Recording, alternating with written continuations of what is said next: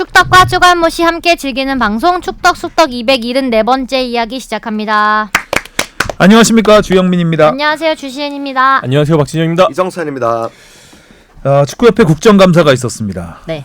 현안질이 정확하게. 현안질이. 국정감사 다음 달입니다. 국정감사는 다음 달. 네, 더 큰 게 현안질이에요. 옵니다. 더 큰 게 옵니다. 현안질이 네. 맛보기였나요? 네. 국감이 아니었군요. 네, 네. 아직. 스피노프격. 근데 사실 뭐 국감도 별거 없어요. 국감이 조금 더 나을 수 있다라고 생각되는 거는 이제 자료 제출 면에서 자료 제출 이번에 너무 안 됐죠? 네. 링크. 그리고 그 전에 문체부 결과가 발표되죠. 그렇죠. 국감 전에 발표된다면 네, 그러니까 조금 더 중간 발표가 있습니다. 조금 더 예. 뭔가 좀 공격이 세게 들어갈 수 있는 여지는 있네요. 네. 자, 이슈 포커스. 시간. 국회에선 정몽규, 홍명보, 이임생 왜 뺐어요? 어제 어제 신스틸을 하셨는데. 당연하죠. 공정성 인식의 괴리감만 굉장히 굉장히 오랫동안 해가지고 네. 참 뭐 정리하기가 쉽지 않은 내용인데. 몰랐어요. 그래도 난 좀 내용이 있었다고 생각해요. 음. 뭐 몰랐던 내용도 좀 알게 되고. 네. 특히 뭐 그러니까- HTC 뭐 아레나 뭐 그런 부분. 저는 아레나보다 저는 그거는 정말 잘못된 지적이라고 생각해요. 그거는 약간 네. 이 논외에 약간 그 곁다리 그건 이제 따로 해야 될 부분이고 축구협회의 지금 현재 문제점과는 좀 다른 부분이라고 생각을 하고 이 자리에 안 올려. 가장 아니 그렇게 네. 궁금증이 해소됐다고 하기보다는 그 정혜성 네. 위원장이 왜 사퇴를 이 부분이죠. 했을까? 과연 정봉규와 무슨 일이 있었던가 음. 했는데 그게 어느 정도 이제 어느 정도는 나왔죠. 뭐 됐죠. 그리고 어느 정도는 숨겼다고 보고요. 그렇죠. 숨겼겠죠. 다는 얘기 안 했겠죠. 근데 이런 내용이었구나. 다 아시죠? 결국에 어제 현안 질의에서 제일 많은 질문이 나온 부분도 사실은 그 부분이에요. 그러니까 그 아까 얘기한 절차적 정당성에 대해서 서로 간의 괴리감이 느껴지는 부분도 이 부분이고 결국에 10차 회의 그 어제 양문석 의원이 버럭했던 도대체 이게 11차로 돼 있는데 왜 11차가 없다고 하느냐. 여기 두고 있는데. 이제 품격 있게 해보려고 해도 이게 어렵다. 그러니까 결국에 어제 가장 의원들이 물고 늘어졌던 부분들은 우리 팬들이 궁금해하는 부분과 사실 상통합니다. 그리고 여기서부터 문제가 아주 폭발적으로 커진 거예요. 결국에 10차 회의 뒤에 11차 회의라 하든 아니면 임시 회의라고 하든 그 사이에 도대체 무슨 일이 벌어졌냐. 10차 회의 뒤에 정혜성 위원장이 사퇴를 합니다. 10차 회의로 1, 2, 3순위가 정해지고 네. 그리고 정혜성 위원장이 보고를 하고 했는데 정봉규 회장이 뜬금없이 다 만나보라는 어이없는 얘기를 하고 하니 거기다 그 말을 듣고 정혜성 위원장이 사퇴를 했다? 이것도 살짝 좀 뭐 건강 문제가 좀 있었다고는 하시지만 어쨌든 사퇴를 하고 그 다음에 이임생 이사가 맡아서 위임을 네. 맞죠. 그게 이제 11차 회의를 했다는 거죠. 그거. 예, 그게 이제 11차 회의냐 아니냐라는 이제 논쟁이 있는 것이고 그 다음에 거기서 동의를 받는 과정이 과연 민주적이었느냐라는 문제가 있고 여러 가지 이제 이슈들이 있습니다. 자, 그러니까 협회의 입장은 꾸준히 뭐냐면 전력강화위원회, 그러니까 이런 시각도 지금 있습니다. 일부에서, 그러니까 그 공정성을 크게 위배하지 않았다라는 그 시각부터 먼저 말씀을 드리면. 전력강화위원회의 추천을 받아서 이사회가 임명하게 되어 있습니다. 네. 전력강화위원회의 목적과 그 역할과 권한은 후보 추천에서 끝난다라는 겁니다. 그렇기 때문에 10차 회의가 끝났고 10차 회의에서 최종 후보 3명을 추렸고 홍명보, 박은호, 포엣에 대해서 추렸고 이 부분에 대해서 정혜성 위원장은 1순위로 홍명보 감독을 얘기를 합니다. 자, 여기에서 정혜성 위원장은 나의 역할이 끝났다.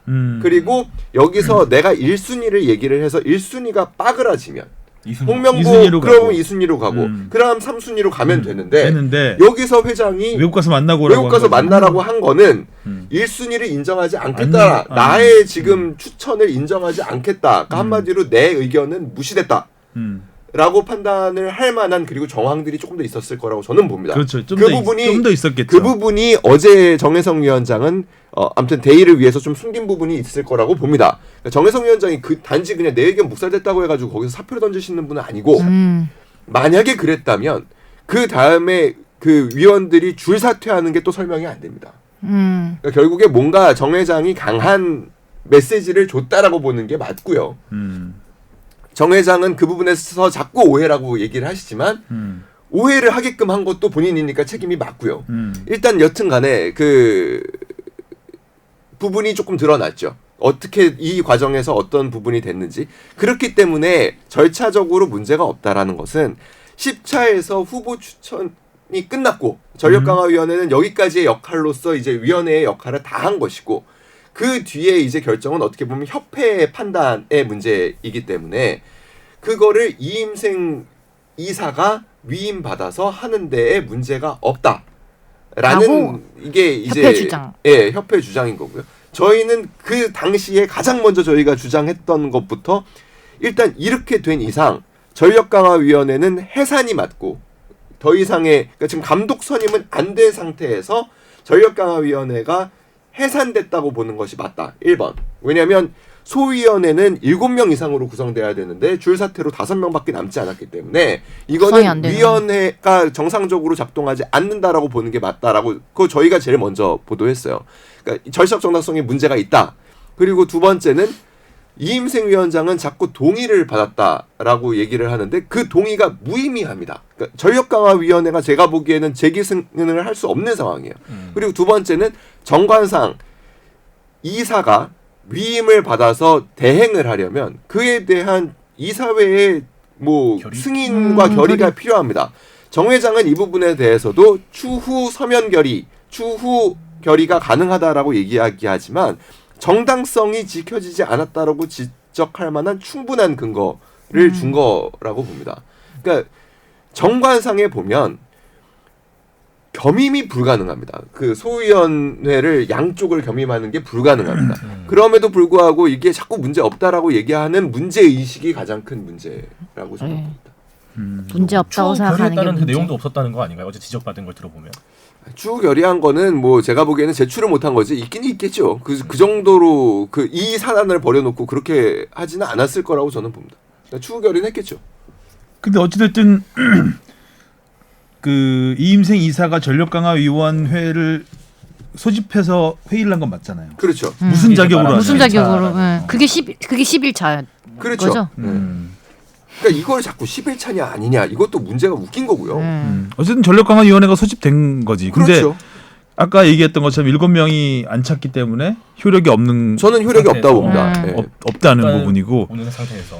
그리고 이임생 이사가 그때 그 뭐 자기가 정권을 위임받았다고 하면서 약간 제로 베이스에서 다시 시작한다는 식으로 얘기하지 않았나요? 아, 당시에요? 그거는 아니요. 아니었나요? 네, 그거는 좀 아니에요. 그러니까 강화위원회 추천 그 3명을 기준으로 한다는 거였던가요? 그 3명 안에서 뭐 모든 그 권한을 위임받아서 뭐 회장님도 너가 알아서 선택해라. 아니, 근데 내가 제가 얘기했다는 그게 참 답답한 게 사실 이렇게 사건이 그러니까 악화일로를 걷게 된다는 사실 이임생 위원장의 커뮤니케이션 스킬이 너무 떨어지는 것도 사실 굉장히 그러니까 너무나 큰 오해들을 많이 줬어요. 근데 결국에 전권이 어디 있습니까? 아니 그리고 가장 이해가 안 되는 건 일단 정혜성 위원장이 1, 2, 3순위를 가지고 갔는데 1순위를 무시하는 듯한 발언을 해서 그러니까 사퇴를 한 거잖아요. 근데 결국 1순위를 그냥 갔잖아요. 네. 왜? 그것도 이해가 이상해. 안 돼. 정몽규 회장의 주장을 정리를 해드릴게요. 자기가 1순위를 무시했다라는 게 아니고 왜 그러니까 1차 그 정리를 해서 이제 제시마 씨와 카사스를 추천을 하러 그 후보를 만나서 결정을 했을 때는 그분들은 그러니까 결국에 1, 2, 3순위를 다시 정리해 드릴게요. 1, 2, 3순위를 정해서 왔잖아요. 이랬을 때 정몽규 회장이 물어봤다는 거예요. 자, 그러면 2, 3순위 외국인 후보자들은 면접을 했습니까? 라고 했더니 정혜성 위원장이 줌 미팅을 했습니다. 라고 대답을 했다는 거예요. 그렇기 때문에 정몽규 회장은 앞선 후보들은 그러니까 앞서 우리가 하려고 했던 카사스와 그것도 이해가 안 돼. 카사스와 제시마 씨는 우리가 직접 대면 인터뷰를 했는데 이분들은 만나지 않고 1, 2, 3순위를 결정을 했다면 좀 어떻게 보면 부족한 부분이 있을 수 있으니까 만나보고 정하세요. 라는 걸 했고 결국에 만나고 온 이임생 위원장이 1순위가 그럼에도 불구하고 홍명보입니다 라고 하니까 그럼 그렇게 하세요를 했다라는 거예요. 근데 가서 만났는데 그 사람들은 요건을 괜찮다고 한다지 않았어요? 받아들였다고 하지 않았어요? 그럼 뭐하러 가서 그래갖고 왜 안 된다고 했는지에 대해서는 안 나왔죠. 그러니까 그게 저는 그러니까 어제 굉장히 지적하고 싶은 거 딱 두 가지만 꼽으라면 물론 수백 가지를 다 오늘 지적하겠지만 그래도 두 가지만 시간이 없어서 자 여기까지만 들어야 되는 분을 위해서 얘기하면 첫 번째는 축구협회의 공정성에 대한 인식과 기준이 일반 사람, 보통 사람의 공정성에 대한 인식과 기준에 너무 미치지 못한다라는 게 첫 번째로 지적할 수 있는 부분이고요. 두 번째는 이들의 폐쇄성이에요. 그러니까 어제 적어도 우리가 하는 말이 그러니까 축구협회 입장에서 우리가 하는 말이 설득력을 가지려면 최소한의 정보는 공개를 하면서 정면 돌파를 해나가야 돼요. 그러면 자 홍명보 감독을 도와줘야 될 거 아니에요? 그러니까 이 축구협회 입장에서 우리가 홍명보 감독을 제일 좋게 평가했다며 그리고 그거를 설득을 해야 되는 상황이잖아. 그러면 국제적 관리 뭐 이런 거 일단은 차치하고 이걸 까가지고 그 축구협회가 국제사회에서 신의를 잃더라도 적어도 이 세 사람을 어떻게 정량적으로 정성적으로 평가를 해가지고 우리가 이 결론을 내렸습니다는 설득할 수 있었어야죠. 이거를 PPT 한 장 딱 보내놓고 국회의원들한테 보내놓고 설명을 하라고 하면 그 말이 맞는 거예요. 중학생 PPT도 요즘 이렇게 안 만든다라는 지적을 안 받을 수가 없고 동네 개 모임에서 개주 뽑을 때도 이렇게 안 한다라는 지적이 너무나 타당한 거. 이렇게 안 합니다. 그리고 그 PPT도 보니까 홍명보 감독한테 좀 우호적인 의견이 많이 달려 있었는데 다른 두 후보에 대해서는 뭐 우려를 좀 표색하는 그런 표현이 많아서 그것도 이제 팬들이 보기엔 이렇게 좀 너무 기울어져 치우친 거 있다. 아닌가? 네, 의아함을 많이 좀 느꼈죠. 어찌됐든 강화위원회에서 결정을 해서 1, 2, 3순위 결정을 해서 갔으면 그 있을 왜 텐데. 1, 2, 3순위인지 어떤 논의가 그럼요. 됐는지 쫙 갔을 거 있으네. 아니에요. 회장이 그거 보면 되지. 그럼요. 대면을 하라고 하는 난 그것도 좀 그게 좀 이해가 안 가요. 야, 출장비 남았으니까 좀 더 쓰고 와 이 뜻인가? 돈 없다면서요. 아니 그러니까 이 부분에 대해서 조금 설명을 하자면 그 정몽규 회장이 계속 말을 그러니까 앞뒤가 안 잘못하는 맞고 정말 아 바보 그러니까 이런 이거를 바보가 없어. 통역을 해야 된다라는 게 너무나 짜증 나는 거긴 한데 이 부분에서도 잠깐 그 오해를 산 부분에 대해서 통역을 하자면 제가 그 자리에 있었으니까 말씀을 드리자면 정몽규 회장이 정확하게 그러니까 아주 토시 하나 틀리지 않고 전하기는 어렵지만 녹취하지 않아서 그러니까 이렇게 얘기를 했습니다. 자기는 이번 그 감독 선임 과정에서 정혜성 위원장이 한번 물어왔다. 외국인을 선호하시냐 국내 지도자를 선호하시냐라고 얘기를 하고 자꾸 물어오길래 중간 보고 필요 없다고 얘기했고 가장 중요한 건 한국 축구가 앞으로 어떤 축구를 해야 되는지 그 철학에 맞춰서 그 기준에 맞춰서 하는 게 가장 중요하고 그 다음은 절차적인 공정함이다라고 얘기를 했다라는 게 제가 들은 정확한 취지의 워딩입니다. 근데 이게 자, 그 공정성은 그 다음이다라고 이야기를 한 부분에서 기자들이 조금 오해를 해서 쓴 부분이에요. 절차는 중요하지 않다. 절차는 중요하지 않다. 그렇게 해서 나온 말이구나. 네, 그게 그렇게 해서 나온 말이어서 조금 오해를 한 부분인데 그 오해를 사게끔 말씀을 하신 것도 맞아요. 근데 제가 그 상황에서 제가 물은 질문에 하신 답변이었기 때문에 그 부분에서 조금 더 제가 듣기로는 그렇게 들렸고 그렇게 해석하는 게 맞다라고 추후에 확인도 받았습니다. 아무튼 그런 부분에서 그러니까 정 회장이 그렇게 막 거짓말로 일관하시는 분이라고 저는 생각하지는 않아요. 좀 다소 지금 상황에서는 인사 무능은 확실히 드러났고 그리고 적재적소에 사람을 못 쓰는 게 너무나 드러났고 그리고 귀가 닫혀 있는 거는 분명히 드러났고 이런 것들이 있지만 막 말을 바꾸시는 분은 아니라고 저는 바꿀 말을 안 해요. 네. 그러니까 의견이 없어. 그게 문제인 거죠. 그러니까 뭔가 좀 애매하게 말하잖아요. 저는 사선을 한다고 말한 적이 없습니다. 그리고 축구협회에서 3선 뭐 금지안을 냈는데 그게 안 됐으면 이런 식으로 얘기를 하니까 좀 약간 안드로메다에 가 있는 거죠. 그리고 되게 명확하게 대답을 하라고 해도 그러니까 그걸 안 하니까. 그거를 바꾸기가 더 어려워 그 말은. 그러니까 약간 좀 내용이 하나도 없는 거죠. 없죠. 바꿀 수 있는 내용이 없는 말을 자꾸 하니까 뭐 정몽규 회장의 말은 어제 뭐 기억나는 게 하나도 없는 것 같아요 거의. 예 아니오도 안 하시니까. 거의 뭐 인사청문회 하는 줄 알았어요.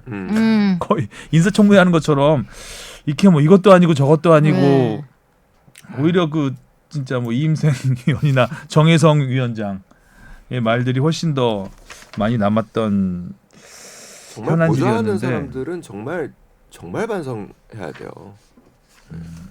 그리고 아까 뭐 그 박진영 PD가 잠깐 얘기했던 그 사실 저는 어제 워스트 셋 그리고 베스트 셋을 꼽자면 뭐 양문석 위원은 저는 워스트와 베스트에 같이 꼽을 수 있을 것 같긴 하고요.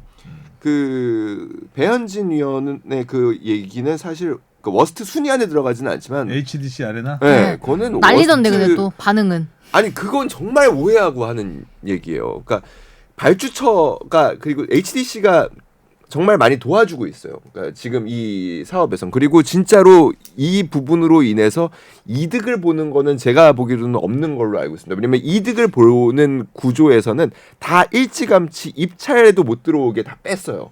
왜냐면 그런 오해를 그 어떻게 보면 막기 위해서 HDC가 시공을 하면은 좀 더 정몽규 회장 입장에서는 더 어떻게 보면 싸게 할 수도 있을 거예요. 후려쳐서. 예를 들면.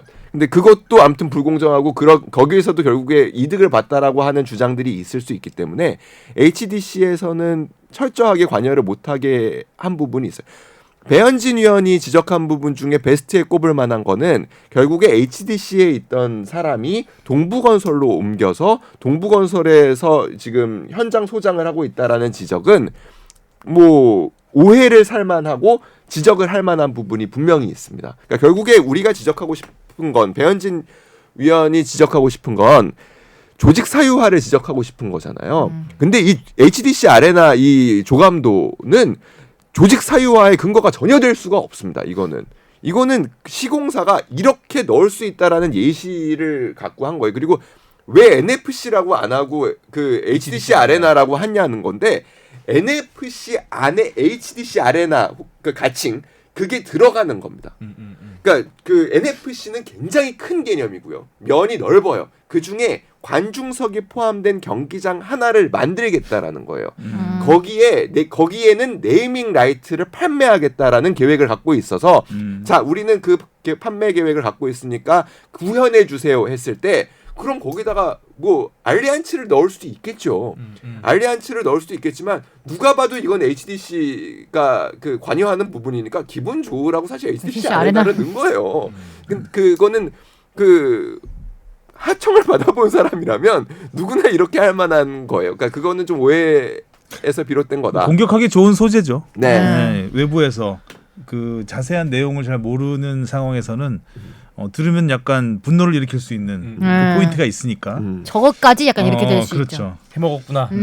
근데 이건 좀 그 내막이 좀 복잡한 상황일 수도 있고 네. 그렇게 단편적으로 지적하기에는 비난하기에는 좀 포인트가 너무 좀 맞지 않는 것 같은 느낌이 들었습니다. 그리고 이제 홍명보 감독은 이제 봉사라는 말, 그렇죠. 이 말이 또 이제 팬들의 분노를 일으켰을 그쵸, 거예요. 20억짜리 봉사가 어딨냐. 그러니까 그리고 봉사해달라고 부탁한 적도 적도 없는데. 없다. 그러니까 저는 축구협회의 폐쇄성 같은 거를 지적하고 싶은 것 중에 하나가 그런 거예요. 자기가 희생하고 있다고 생각하는 네. 거잖아요 지금. 아니 이 정도 밝혀줬으면 그냥 연봉 밝혀도 돼요. 솔직히 어느 선에서 그냥 그 정도는 그 정도 맞을 까고는 그러니까 그로 인한 어떻게 보면은 그 책임 공방은 감수하고 가야 되는 거예요. 뚫어야. 그러니까 홍명보 감독 지금 어느 정도 연봉이라는 게 다 알려졌잖아요. 그러면 이 금액에 대해서 부정을 하든지 아닙니다. 그렇게 높지 않습니다를 하든지 안 받겠습니다라고 해야죠. 그러니까 홍 감독 입장에서는 그럼 내가 이 부분에 대해서 연봉 안 받고 선언하겠다. 봉사하겠습니다. 뭐 이랬으면 이렇게 국면이 바뀔 수 있어요. 음. 근데 안 받을 수는 없거든 자기가. 네. 그러니까 그런 부분에서 좀 답답한 그러면 거예요. 그렇게 해서 자기가 잘하면 연봉 줘라는 소리가 나오죠. 근데 무슨 연봉 받을 거 다 받으면서 자기가 봉사하고 있다는 그러니까 여기서 자기는 요만큼도 손해를 안 보고 있는데 뭘 희생하고 봉사를 한다는 건지 그리고 책임감이라는 걸 또 얘기했잖아요. 자기가 뭐 10년 전에 있던 책임감이 뭐 다시 들었다고.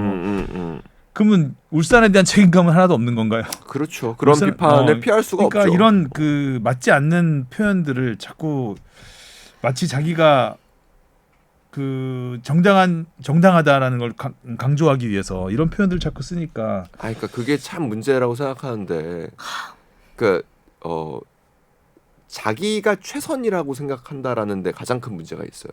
정몽규 회장도 그렇고 홍명보 감독도 그렇고 나 없으면 안 된다. 그러니까 그게 그러니까 제 개인적으로 홍 감독도 그렇고 정몽규 회장도 그렇고 인간적으로 좋아하는 사람들이지만 그럼에도 불구하고 이게 독재자의 심리입니다. 그러니까 나 아니면 안 돼. 이것 때문에 삼성 개헌을 하고 뭐 이렇게 되는 거예요. 그러니까 내가 아니면 안 된다라는 생각 때문에 그렇지 않습니다. 그러니까 현대가 그러니까 그 뭐 어제 얘기 나온 얘기 중에 조금 뭐 그 일면 동의하고 일면 동의하지 않는 부분. 그러니까 현대가 아니면은 한국 축구가 어려워진다. 아닐 거라고 봅니다, 저는. 근데 다만 그 사제 출연 없이도 그러니까 축구협회는 잘 돌아갈 수 있다라는 지적, 그리고 누가 돼도 그 뭐 스폰서로 인해서 잘 돌아갈 수 있다. 이 부분은 저는 조금 그렇게 보기는 좀 어려운 부분이 있다, 여전히. 왜냐하면 사실 많은 스폰서들 중에는 축구협회의 가치를 보고 오는 데도 있지만 사실 그 어느 정도의 그 서로 간의 거래 때문에 오는 그 스폰서들도 없다고 보기는 좀 어렵거든요. 현대와의. 네. 그러니까 근데 꼭 현대여야만 된다라는 거는 아니라는 거죠. 그리고 꼭 재벌이어야만 된다라는 것도 잘못된 생각이라는 거죠. 그렇죠. 우리가 이제 뭐 다 지금까지 축구협회장이 전부 예전에는 그 독재자가 있던 시절에는 전부 뭐 저 군인 출신들도 하고 막 이랬지만 대우 때부터 시작을 해갖고 다 쭉 재벌들이 이제 축구협회를 잡고 있었기 때문에 재벌이 떠났을 때 이 단체가 어떻게 될까라는 거에 대한 경험해보지 못한 부분이잖아요. 근데 사실 이제 작은 종목들 같은 경우 이제 대기업에서 삼성이 손 빼고 했던 그런 단체들이 어떻게 몰락했는지를 많이 봤기 때문에 그런 거에 대한 우려가 있는 걱정스럽죠. 거죠. 근데 그러니까 가지 않은 길을 이렇게 다시 또 갈 때는 당연히 걱정스러워요. 근데 축구잖아요. 네. 축구잖아요. 축구잖아요. 그러니까 이제 삼성이 옛날에 많이 투자했던 레슬링 같은 경우 우리가 한때 뭐 심건호 선수의 그 전성기도 있었지만 우리가 제일 첫 번째 올림픽 금메달도 레슬링이고 레슬링에서 굉장히 많은 메달을 따고 그렇죠. 우리 메달밭이었는데 삼성이 손을 떼면서 완전히 지금 뭐 이번에 올림픽에 한 명 나갔나요? 레슬링이? 아니요, 조금 더 나가기는 했던 것 같아요. 했나요? 그럼 그 올림픽조차 나가기도 힘들 정도로 돼버렸고 지금 대기업이 잡고 있는 SK가 하는 뭐 펜싱 또 현대기아차가 하는 양궁 이런 것들은 잘 나가는 걸 보면 대기업이 후원하는 단체가 역시 탄탄하게 잘 나가다라는 게 어떻게 보면 맞죠. 맞죠. 근데 이제 이건 축구 같은 경우는 굉장히 지금 오히려 축구는 그 자체로 굉장히 큰 상품성이 있고 잘 나갈 수 있는 건데 대기업이 껴들어서 망하는 거 아닌가라는 우리 역으로 생각할 수도 있는 부분도 있고. 일단 뭐 그 부분에 대해서 정몽규 회장은 현대산업개발이 대기업이 아니라고 일단 얘기를 하시니까. 대기업이 아니라고? 네, 대기업이 아니라고. 시총이 얼마죠? 현대산업개발. 아니 그러니까 그게 왜냐하면 주식 많이 올랐던데. 그러니까 그렇게 비교를 하잖아요. 사람들이 다 현대차 뭐 예를 들면 그 SK 그러니까 그런 회사 급하고 우리를 비교하면 안 된다. 우리는 우리 규모에서 나름 최선을 다해서 지원하고 있다라고 이제 주장을 하고는 계시지만 여튼간에 그러니까 지금 제가 보기에는 그 자리에 계시는 게 한국 축구 발전에 도움이 안 되는 거는 자명합니다. 그러니까 지금 이 상황을 수습할 수 있는 길은 뭐 어떤 연유에서 저는 아무리 이제 그 입장에서 이해를 해보려고 해도 그 이제 남은 기간에 대한 행정력을 조금이라도 유지하시고 싶은 부분, 그러니까 권력을 유지하고 싶어서라고 오해하고 싶지는 않고요. 그러니까 행정력을 조금이라도 유지하고 싶은 부분, 그리고 결국에 내가 불출마 선언으로 인해서의 그 나름 벌어질 수 있는 혼란을 우려하셔서 계속 그 너무 얘기를 못하는 거라고 저는 선의로 해석을 합니다. 그리고 저는 절대로 못 나올 거라고 봅니다. 왜냐하면 일단은 승인이 안 될 거예요. 그 공정위에서 지금 이 상황에서는. 근데 여튼간에 그럼에도 불구하고 지금 한국 축구를 위해서 도울 수 있는 유일한 길은 한시라도 빨리 나는 이번 임기를 끝으로 잘 마무리하고 4선에는 그 나오지 않겠다라는 선언을 하는 게 정말 한국 축구가 그나마 조금이라도 비정상에서 약간은 더 정상으로 가까워지는 첫걸음이 될 가능성이 높습니다. 임기 꼭 다 채워야 되나요? 임기는 지금 뭐 사퇴할 수도 있죠. 뭐 사퇴할 수도 있지만 뭐 그게 꼭 그렇게 또 도움이 될까요?라는 생각은 드네요. 그렇게 생각을 하기 때문에 이 개혁이라는 게 어렵다는 거죠. 네. 근데 지금 당장 축구 지금 밴드를 사퇴하면 벌어질 일들이 두렵거든. 당장 근데 일단 한번 갈아 엎으려면은 싹 일단 제로 베이스 만드는 게 어지러워진 방 치울 때 일단 물건 싹 다 빼고 까고, 네. 하나씩 다시 놔야 되잖아요. 그리고 뭐 자기가 그러니까 자기가 사퇴했을 때 축구협회 행정력 공백에 대한 우려 때문에 계속한다는 거는 말이 안 되는 거. 그 우려까지 생각하실 것 같지 그거는 않은데? 아닌 것 같고. 저는 그거 말고는 도대체 이해가 잘 안 돼요. 왜 이럴까? 아니, 사선을 하고 싶은 거죠. 사선을 못 한다라는 판단은 섰을 텐데 저는 못 한다는 판단을 안 쓴 거 아니에요? 버티면 갈 수 있다라는 이 위치에 가면 달라요. 국회의원들이 떨어질 거 뻔히 알면서 끝까지 난 된다 하는 게 이게 그 심리하고 약간 비슷한 게 아닐까 싶어요. 그러니까 밖에서 보면 뻔히 안 되는 100% 안 되는데 자기는 다 된다고 생각한대요. 이유는 뭐 주변인들이 될 거라고 얘기해줘서 그런 건가요? 다 그렇게 판단한다는 거죠. 그러니까 정치 직원을 못 하고. 그러니까 정몽규 회장의 발언이라든가 이런 거 보면 거의 정치인이거든요.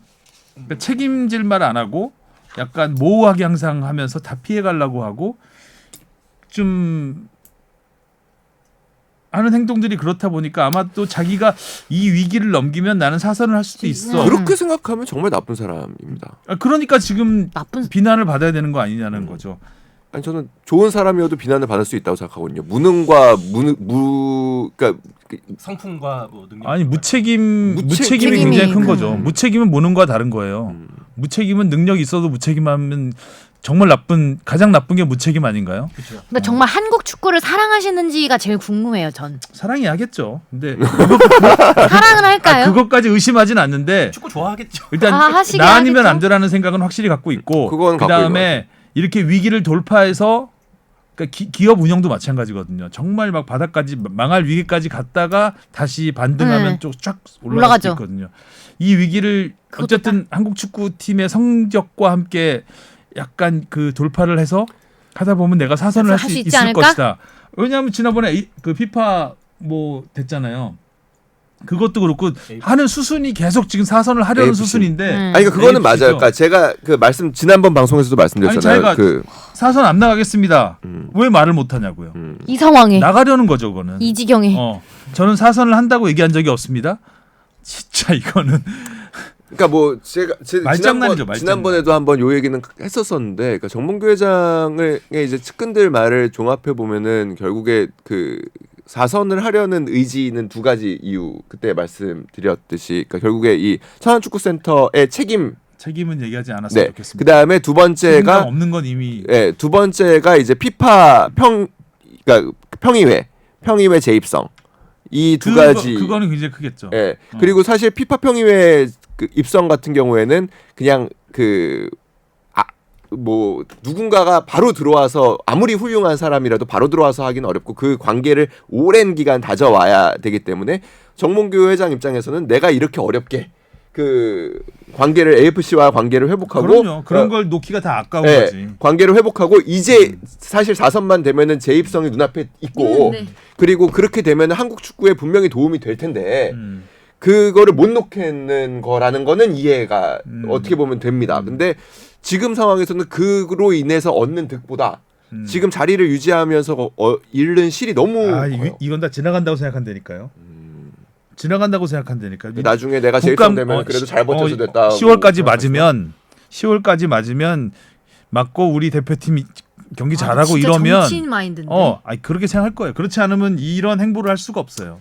그러면 만약에 그게 맞다면 저는 지금까지 한 모든 그 옹호 발언을 물론 걷어들입니다. 철회하시는 거죠. 철회하고 저는 계속 그런 식으로 생각을 하고 있었어요. 그때 그 사과 기자회견 한번 하면서 저는 진짜 기겁을 했던 게 그 사선에 대해서 물어봤잖아요. 물어봤을 때 저희는 3선 이후 그 제한을 하려 했지만 금지를 대한체육회에 올렸지만 거기서 승인하지 않았습니다라는 그 답변으로 가름합니다라고 얘기했죠. 거기서 나는 이 사람은 정치인이구나.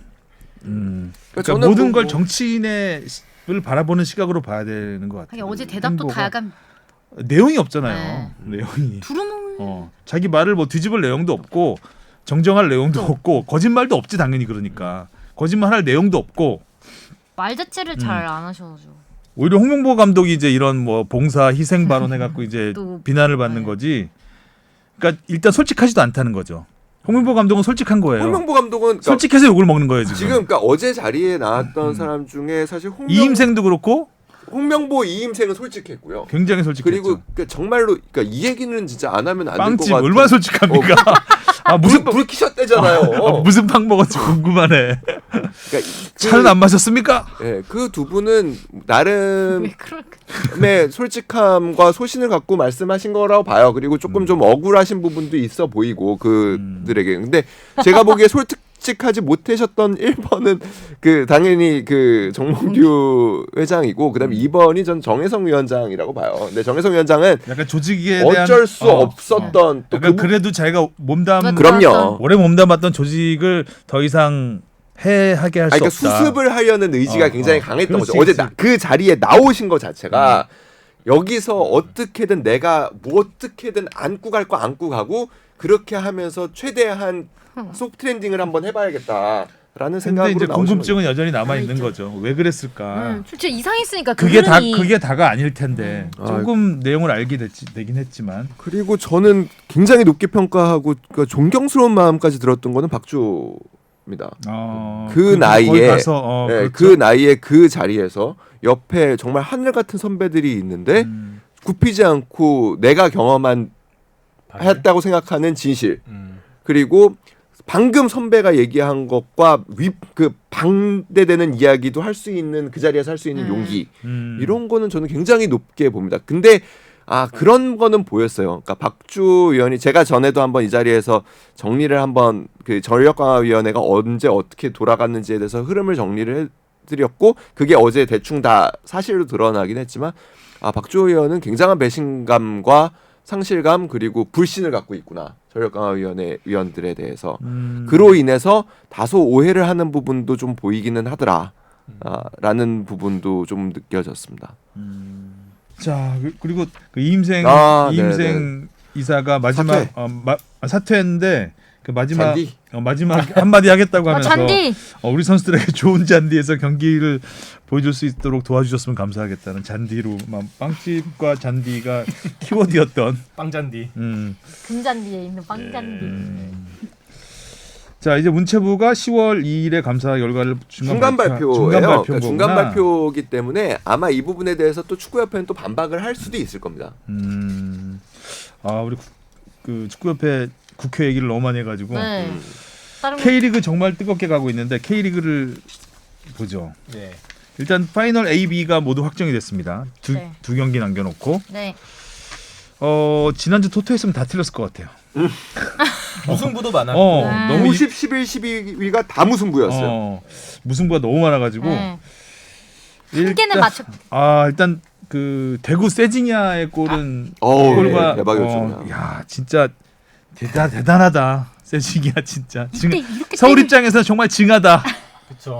징하죠. 그리고 그 세징야 선수의 그 슈팅 각도가 나오는 순간부터 전 이거 아닌데 이거 막판에 약간 좀 뭔가 일어날 것 같은데니까 아니나 다를까 역시 열어주면 안 되더라고 세징야 선수한테. 대단하던데요. 그 마지막 슛이었잖아요 그 경기에. 네. 추가 시간 7분 다 주어졌는데 그것도 지난 시점에서 그러니까 축구를 해보면은 뭐 동네 축구만 해봐도 다 알게 되는데, 그러니까 그때 순간적으로 내가 한 발만 더 가면 되는 거잖아요. 그렇죠. 그게 안 가질 때 느낌이 쎄한 느낌이 있어요. 왠지 맞아. 맞아.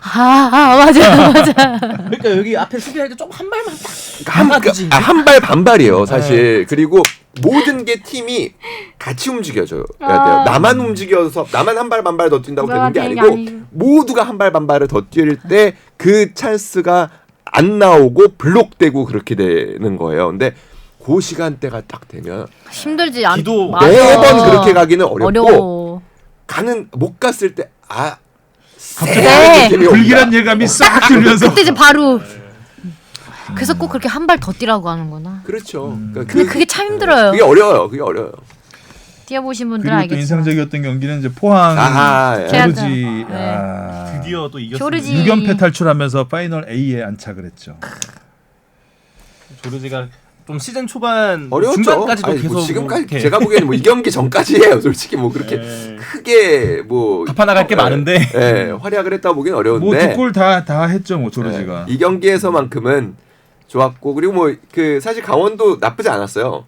양민혁 선수가 오랜만에 또 골을 넣었고 사실 거기서 끝났어야 되지 않나라는 생각이 드는데 포항이 그래도 진짜 간절했구나 더라는 생각이 들고 6연패가 포항이라는 팀이 또 6연패를 하기는 쉽지 않습니다. 근데 그 얼마나 힘들었겠어요. 그 6연패 했을 때 결국에 팬들이 그 불렀잖아요. 그쵸. 감독님도 불렀죠. 감독님과 그 주장을 불렀잖아요. 근데 그 자리에서도 여러 팬들이 그 우리 지지하자라는 또 메시지를 내기도 했었어요. 그러니까 우리 듣고 지지하자. 그러니까 물을 건 묻고.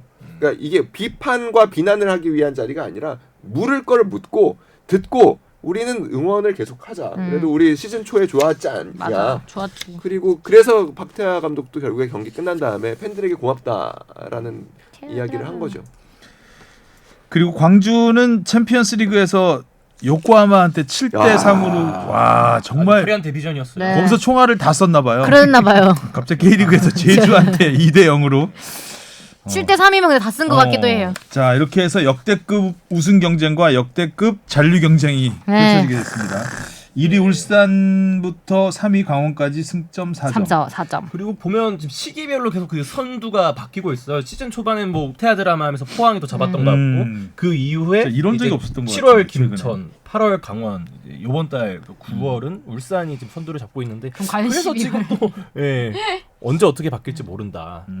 그리고 뭐 서울 얘기하면은 또 우리 뽕 PD의 어깨에 뽕 들어가려나? 서울도 뭐 괜찮아요. 지금. 파이널 A 들어가면서 괜찮아요. 지금 그리고 뭐 한 3, 4위까지는 금방 갈 수 있는 사실 위치에 있고. 5년 만이야? 근데 요 근래 3경기를 이기지 못해 가지고 조금 더 봐야 될 것 같긴 한데. 뭐 혹시 그렇죠? 모르죠. 다 이제 그리고 모든 경기가 승점 6점짜리 경기가 될 거기 때문에. 어느 정도 다 평준화가 돼 갖고 전력이 지금 전북이 창단 처음으로 B로 내려간 거죠? 네. 전북 근데 살아나고는 있어요. 살아나고는 있어요. 근데 대전도 살아나고. 지금 뭐 인천도 그렇고 대구도 그렇고 근데 또 이상한 게 경기력이 좋아서 어떻게 될지 몰라. 라운드 지나면 특히 강등권에서 그런 현상이 벌어지는 것 같은데 우리 팀이 이기면 딴 팀도 같이 이겨요. 강등권 팀. 그래서 뭔가 이렇게 이탈되는 팀이 없다고 해야 되나? 이게 시즌 한 중반부 지나다 보면은 다이렉트 강등 팀은 일찌감치 보이는 경우도 있는데 그렇죠. 이번 시즌 안 보이죠. 네, 안 보이고 정신 바짝 사실 광주 제주도 안심하기는 어렵습니다. 광주 제주가 안심하기 어려울 거라고 생각하기 어려웠었는데 지금 상황에서는 안심하기 어렵습니다. 그러니까 그 광주는 어떻게 보면 시즌 초반에 선두권에 있었던 팀인데도 지금 여기까지 내려왔고 대전 일단 그러니까 흐름을 보면 대전 전북이 좀 살아나는 분위기고요. 대구 인천은 좀 기복이 보이는 지금 상황이기는 해요. 근데 여튼 지난번에도 잠깐 얘기했지만 대전 전북은 결국에 이 반등 전북은 일단은 원래 그래도 그렇게 나쁜 팀은 아니었으니까 구성 자체가 그러니까 김주현 감독이 맡고 점차 색깔을 드러내는 시기가 올 거라고 보고 그리고 뭐 아무래도 일정상으로도 그 챔피언스리그가 한 단계 낮기 때문에 거기서 좀 로테이션을 할 수도 있다라는 점에서 좀 뭐 상황은 나쁘지 않다고 보고 대전은 영입을 굉장히 착실하게 했죠. 그에 비해서 사실 인천이 조금 걱정스러운 거는 그렇게 눈에 띄는 그 영입은 없었고 감독님이 바뀐 거 말고는 사실 크게 보이는 변화가 없어서 감독도 코치 이렇게 올렸던 거 아니에요? 그렇죠. 아니 근데 뭐 그거는 아무튼 그래도 큰 팀의 입장에서는 큰 변화이기는 하죠.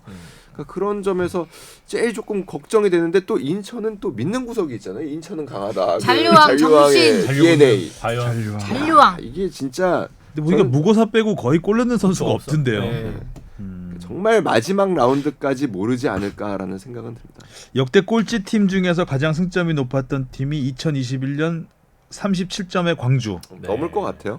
지금 최하위 인천이 32점이니까 여태 그 정말 가장 높은 승점을 기록하고 떨어지는 팀이 나오겠네요. 진짜 이게 많이 상향 평준화가 돼가지고. 자 그리고 해외파. 손흥민 선수 도움 2개.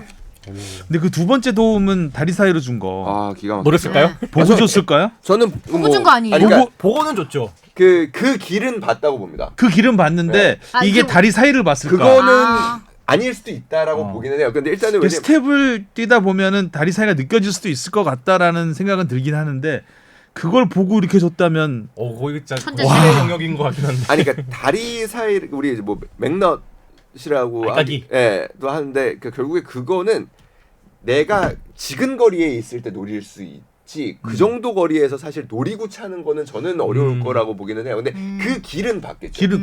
그 선수는 보고 줬죠. 그 길은 봤겠죠. 사실 뭐 약간 정석은 조금 더 앞으로 줘야 되는 거잖아요. 이게 수비수 다리 안 걸리도록. 그렇죠. 보통 그런데 그걸 수비수를 없는 것처럼 수비수가 없는 것처럼 투명 인간 만들면서 그러니까. 나간 거잖아요. 그게 또 딱 공교롭게도 다리 사이로 빠져나갔고. 알까기 기분 나쁘네. 그게 맞고 튀었으면 참 아쉬웠을 뻔했던. 그래서 보고 줬을까? 설마 그걸 보고 주진 않았겠지? 생각은 들더라고요. 첫 번째 도움은 뭐 잘 찼죠. 그렇죠. 슈팅을 슈팅을 잘했죠. 예, 존슨이 많이 날리기도 했지만 그 골은 잘 찼죠. 근데 뭐 그런 거는 보였어요. 손흥민 선수가 일단은 시즌 중에 그리고 이 경기를 포함해서도 지금 옹호가 그러니까 흔히 얘기하는 빠와 까로 나뉘어가지고 지금 손흥민 선수에 대한 의심들이 커지고 있는 상황은 사실 좀 맞아요. 맞아요. 이 경기에서도 보면은 그렇죠. 의심을 깨끗하게 씻었다고 보기는 또 좀 어려운데 놓친 부분이 너무 아쉬워. 그러니까 손흥민답지 않은 아쉬움 장면들이 조금 계속 나오고 있어요. 그러니까 올 시즌 초반에 예전에 손흥민이었다면 때렸을 것 같은데 이게 들어갔을 것 같은 게 이제 안 있었죠. 들어가고 내주고 하다 보니까. 근데 또 이제 손흥민 선수를 응원하고 또 지지하는 입장에서는 결국에 지금 손흥민 선수가 이번 시즌 찬스 메이킹에서 13번으로 지금 프리미어리그에서 최고라는 거예요. 그리고 지금 팀적으로도 손흥민 선수를 제외하고 팀적으로도 그 점유율에서 지금 리그 1위고요. 토트넘이 그러니까 뭐 맞아요. 진짜 이 지금 들락날락 하고 있는 이 막 졌다 이겼다 하는 상황 속에서도 그 점유율 1위, 크로스 숫자 1위, 그 다음에 그 페널티 에리어로 들어가는 패스 수 1위, 그 다음에 유효 슈팅 1위. 유효 슈팅 토트넘이? 예. 그러니까 이게 유효 슈팅일이라고? 네. 이게 안으로 가는 게 잘 없었던 것 같은데. 희한하네. 맨시티가 아니고요? 네, 이게 이렇더라고요. 그래서 저는 지금 상황에서는 진짜 그 스타긴 스타다. 원래 스타가 그 빠와 까를 동시에 갖고 있으면서 맞아요. 동시에 흥분시키는 사람이 진짜 스타죠. 스타라고 하는데 저는 약간 스타다. 손흥민이 이제 그런 거 있잖아요. 그 축구 선수들이 물론 호날두처럼 계속 최전방에서 메시나 호날두처럼 골을 계속 넣는 선수들도 있지만 최전방 마테우스처럼 최전방으로 시작을 해서 마지막에 리베로까지 내려가는 경우가 있잖아요. 그게 이제 축구를 좀 더 영리하게 하게 되면서 그렇죠. 굳이 막 스프린트 계속하고 그 체력 소모를 하기보다는 경기장을 넓게 보고 동료들을 잘 이용하는 맞아요. 플레이를 하게 되는 단계가 또 가는 게 아닐까. 맞아요. 저도 그 말씀을 드리고 싶었어요. 솔직히 에이징 커브는 조금 온 것 같아요. 그러니까 네, 그거를 온것 지금 같아요. 현명하게 극복하고 네, 있는 네. 과정이 아닐까. 예전에 지소연 선수가 그런 얘기했잖아요. 자긴 그 이제는 그 플레이메이커를 네, 하고 싶다라는 맞다. 얘기를 했잖아요.